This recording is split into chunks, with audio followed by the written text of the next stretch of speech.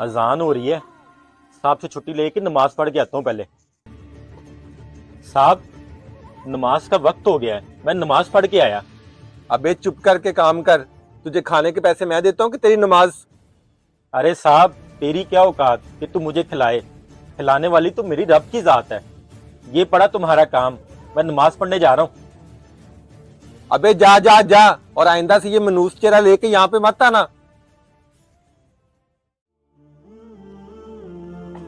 आज कोई काम भी नहीं है, ऐसा करता हूँ घर चला जाता हूँ।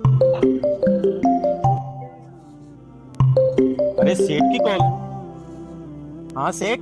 बिशारत, आजा यार, तू नहीं था तो मेरे साथ ये हो गया। अस्सलाम वालेकुम। वालेकुम अस्सलाम। भाई 10 मन लकड़ी चाहिए थी। बुशारत भाई है? बिशारत भाई तो नहीं है, मैं आपकी लकड़ियां निकलवा देता हूँ दूसरे लड़के को कह के।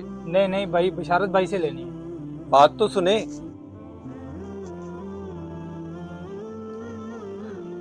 ठीक है सेठ, मैं आता हूँ। बेशक रिस्क देने वाली मेरे रब की जात है। अल्लाह पाक हम सब को नमाज पढ़ने की तौफीक अता फरमाए। वीडियो अच्छी लगे तो सदका जारिया समझकर शेयर लाजमी करें।